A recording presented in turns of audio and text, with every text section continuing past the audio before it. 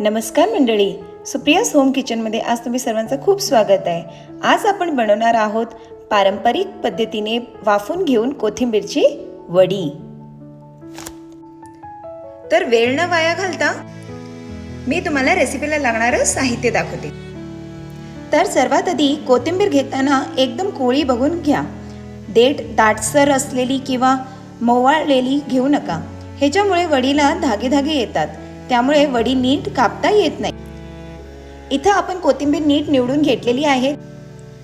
2 ते 3 वेळा स्वच्छ पाण्याने धुवून अलगद उचलून चाळणीत घ्यायचं आहे व पाणी निथळून गेलं की आपल्याला हे स्वच्छ कपड्यामध्ये पसरून घ्यायचं आहे,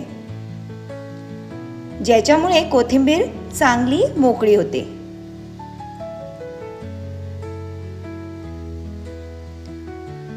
व्यवस्थितपणे आपल्याला ही पसरून घेतल्यानंतर एक सुती कापड घेऊन कोथिंबीरमध्ये असलेलं पाणी सुद्धा आपल्याला काढून घ्यायचं आहे. आता तुम्ही इथं बघू शकताय की ही कोथिंबीर किती छानपणे मोकळी झालेली आहे. त्यानंतर एकसारखी करून आपल्याला ही कोथिंबीर बारीक चिरून घ्यायची आहे.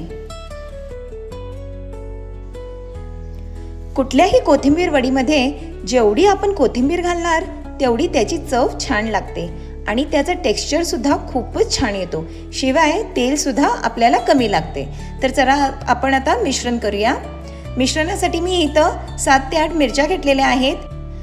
लसणीच्या पाकळ्या सुद्धा 7 ते 8 घेतलेल्या आहे आणि 1 चमचा जिरं घातलेलं आहे. आता आपण एका परातीमध्ये जे बारीक चिरलेलं कोथिंबीर आहे ते घेऊया. त्याच्यामध्ये मी 1 मोठी वाटी बेसन घेतलेला आहे, पाव वाटी तांदळाचं पीठ, 1 चमचा जिरेपूड, 1 चमचा धणेपूड, 2 चमचे पांढरे तीळ, बारीक केलेलं वाटण,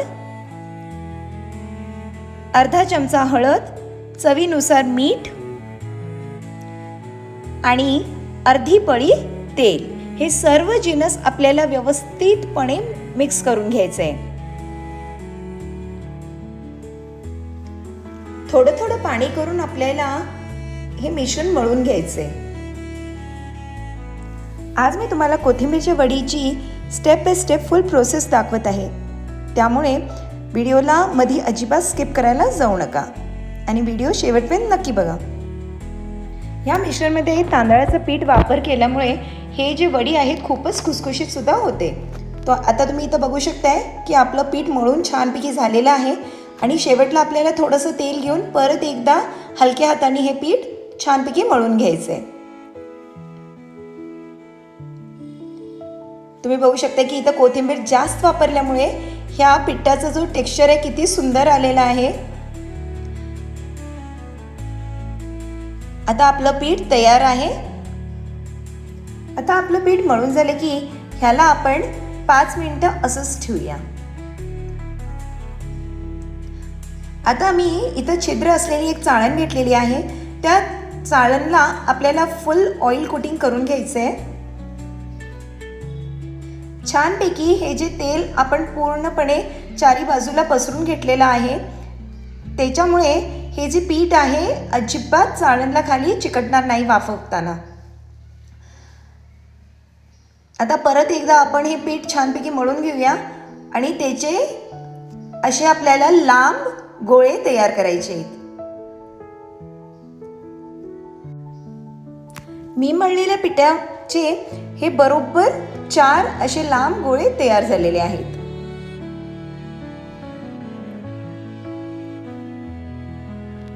ह्याच्यामध्ये पांढरे तीळ आणि इन्ग्रेडियंट्स जे काही आपण ॲड केले त्याच्यामुळे हे खूपच सुंदर दिसत आहेत. आता हे छानपैकी हलक्या हातावरती मी मळून माझे हे 4 लांब गोळे असे तयार झालेले आहेत.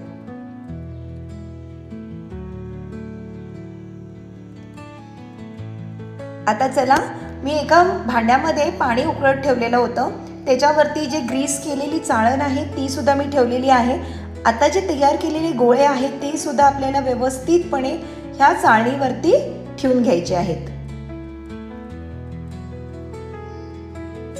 हे गोळे आपल्याला ठेवताना काळजी घ्यायची की ही एकमेकाला चिकटायला नको पाहिजे आणि छानपैकी वाफ जी आहे चारी बाजूनं ह्याला लागली पाहिजेत. आता मी ह्याच्यावरती एक प्लेट झाकलेली आहे आणि त्याच्यावरती वजन ठेवलेलं आहे, ज्याच्यामुळे वाफ बाहेर अजिबात निघणार नाही.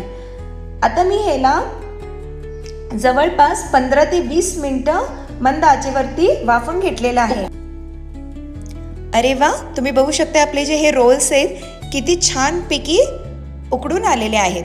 आता आपण एक चाकू घेऊया आणि चाकूला त्या रोलमध्ये आत घालूया.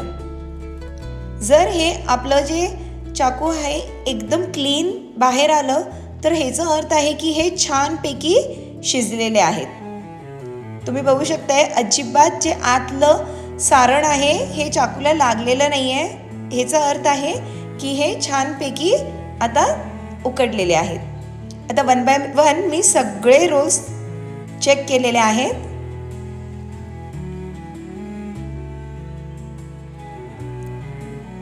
आता आपण ह्या सर्व जे रोल्स आहेत ते ना एका प्लेटमध्ये घेऊया आणि थंड झाल्यानंतर आपण ह्याला कट करूया. तुम्ही बघू शकताय हे किती छानपैकी शिजलेले आहेत आतनं सुद्धा आणि बाहेरून सुद्धा ह्याचा टेक्स्चर खूपच सुंदर आलेला आहे. खूप लोकांना हे असं सुद्धा खायला खूप आवडतं. तर चला पुढची प्रोसिजर सुरू करूया. इथं मी एक पॅन घेतलेला आहे. पॅनमध्ये मी 2 ते 3 पळी तेल घेतलेलं आहे. आता मी इथं डीप फ्राय करत नाही आहे, मी शॅलो फ्राय करत आहे. आता सर्व जे वडी आहे ती 1 बाय 1 मी तेलामध्ये फ्राय करून घेतलेली आहे. आता त्याला आपण परतून घेऊया. तुम्ही बघू शकता ह्याला किती सुंदर कलर सुद्धा आलेला आहे. आपल्याला हे सर्व 1 बाय 1 परतून घ्यायचं आहे आणि याला छानपैकी आपल्याला हलवायचं सुद्धा आहे. मी दिलेल्या टिप्सनुसार जर तुम्ही हे कोथिंबीरच्या वडी केलात तर हे तेलामध्ये अजिबात खाली चिकटणार सुद्धा नाही आहेत.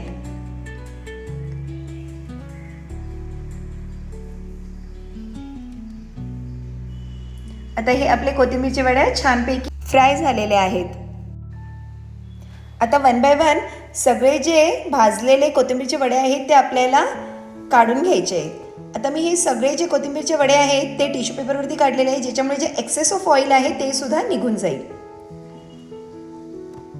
आता सेकंड राऊंडमध्ये मी परत एकदा कोथिंबीरच्या वड्या जितके ह्याच्यामध्ये पॅनमध्ये मावतील तितके ठेवत आहे.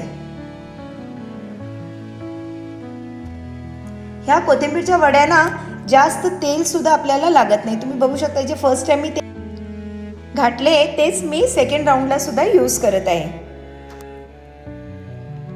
आपल्याला हे कोथिंबीरच्या वड्या तळताना गॅस मंद आचेवरतीच ठेवायचं आहे, ज्याच्यामुळे हे छानपैकी आतून सुद्धा भाजून येतील. आता यांचा कलर सुद्धा तुम्ही बघताय किती छान गोल्डनिश कलर आलेला आहे आणि हे छानपैकी कुरकुरीत सुद्धा झालेले आहेत. मुलं तर हे कोथिंबीरच्या वड्या खूपच आवडीनं खाणार. नक्की तुम्ही सुद्धा हे कोथिंबीरच्या वड्या ट्राय करा आणि कमेंटमध्ये मला नक्की कळवा की तुमचे जे कोथिंबीरच्या वड्या आहेत ते कुरकुरीत झालेत काय नाही. तर मंडळी हे आपले शॅलो फ्राय केलेले आतून मऊ आणि बाहेरून कुरकुरीत कोथिंबीरच्या वड्या तयार झाले आहेत. अशाच नवीन नवीन व्हिडिओसाठी like, share, comment and subscribe करायला विसरू नका आणि दिलेल्या बेल आयकॉनला नक्की प्रेस करा, ज्याने मी अपलोड केलेले नवीन नवीन व्हिडिओजचे नोटिफिकेशन्स तुम्हाला लगेच मिळेल. Thank you and enjoy.